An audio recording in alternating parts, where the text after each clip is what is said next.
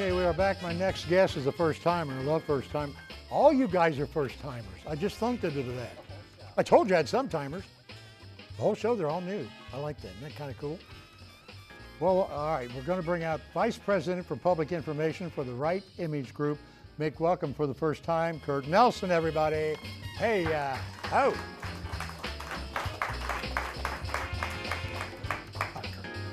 you doing, Kurt? Hello, Rob. Well, you got something good going on, young fella. You're so kind. Oh, you're just saying that because it's true. When I saw that, Harry brought me that picture, and it's about this size of that thing. Oh, my monument. God. It is unbelievable. I can't wait till it's completed. Well, Now, let's show the picture, then you can talk about, what's going on. So, guys, when you're ready, let's start with the one right here, guys. Now, what's going to happen is this, can you get it there, Emmanuel? Just this one right here. There you go. Okay. That is, how tall did you say that's going to be? That's 270 feet tall there, and that's the first time this picture has ever been shown in public.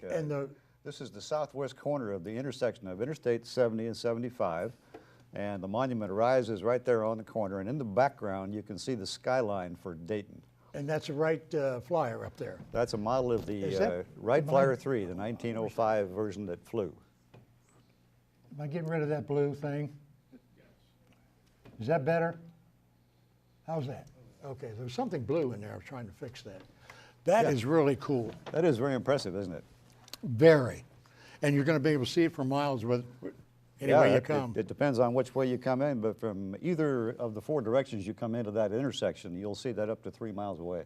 And you know it's what? It's going to be stunning. It beats the hell out of that archway going to Indiana and say, welcome to Ohio, don't it? That's really going to be something to see. This will impress you more than that archway, yes. Oh, it's incredible. How did all this begin? Well, it started back in about the time before we had the 2003 centennial, 100-year centennial of flight. There's always been a hard core of aviation enthusiasts around Dayton here that don't care for the fact that the city has never really capitalized on its aviation heritage.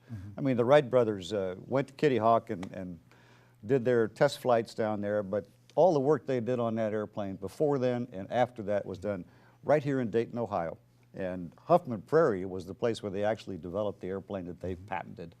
So all that work was done here in Dayton, but Dayton's never had something that symbolizes that captures that. And besides that, since that momentous feat back there in 1905, the state of Ohio has led the way nationwide. We've always had very strong, one of the strongest aviation and aerospace industries in the country. We've never backed off of that. So Ohio and Dayton have a rich, strong aviation heritage, and this monument is intended to symbolize that for the entire world. You got a lot of smart people in Dayton. Patterson. There are. And I tell people, you developed the starter? They go, no. Well, shame on you because you live in Dayton, Ohio. Right. Mr. Kettering. He's tired of cranking that thing.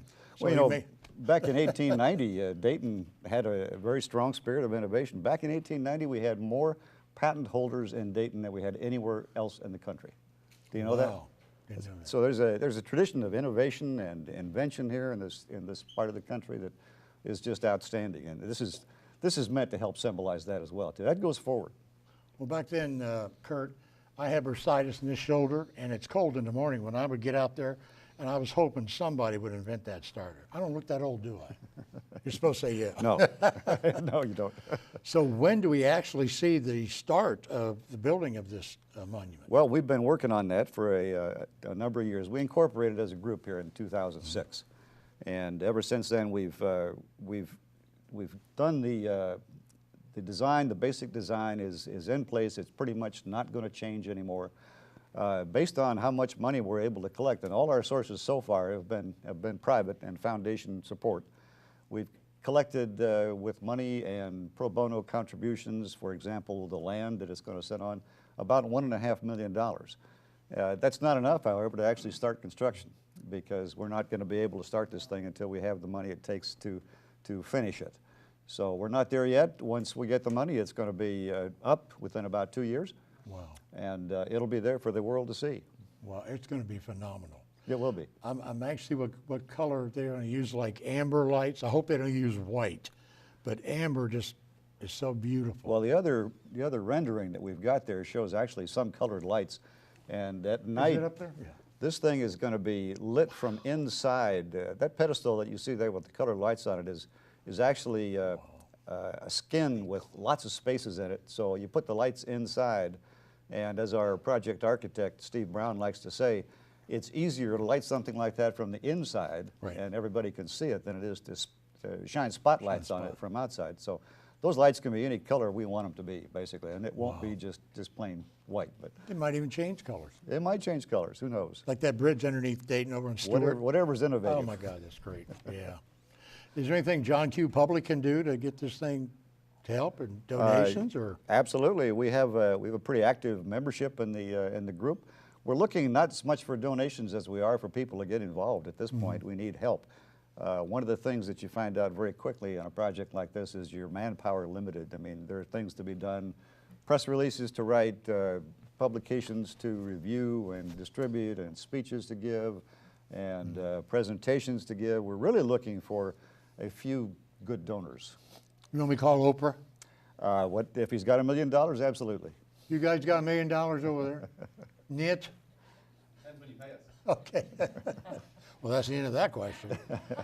Well, that is incredibly beautiful. It's going to be stunning, and we have we just recently brought a fellow on board by the name of Dan Patterson, who's a rather well-known local aviation enthusiast and photographer, and he's taken our project, which was at that point just basically a pedestal with an airplane on top of it. Although it was impressive by itself, he's added a whole nother dimension at the base of the monument, which is intended to capture Ohio's history of aviation. Sure. And the entire evolution of aviation, if you will, from all the way from Greek mythology, the Icarus, the Daedalus myth, where these guys were flying and flew too close to the sun, and one of them had his wings melt and fell into the ground. That's kind of an illustration of mankind's constant drive to fly, and it came to fruition with the Wright brothers. Have you ever said to somebody, you know, I got this idea, and they said you were crazy? Has that ever been said to you? Never happened to me, Rob. Never? Well, maybe call your parents, because I will, Mr. Actually, it started with my mother. Oh, never mind. Did I say that? I think I did. I hear that a lot. So you know what I tell them? No. When I have an idea, somebody says, well, that's crazy. I said, well, don't feel bad. There's a couple boys over in Dayton that want to fly like a bird. You ever hear anything so stupid?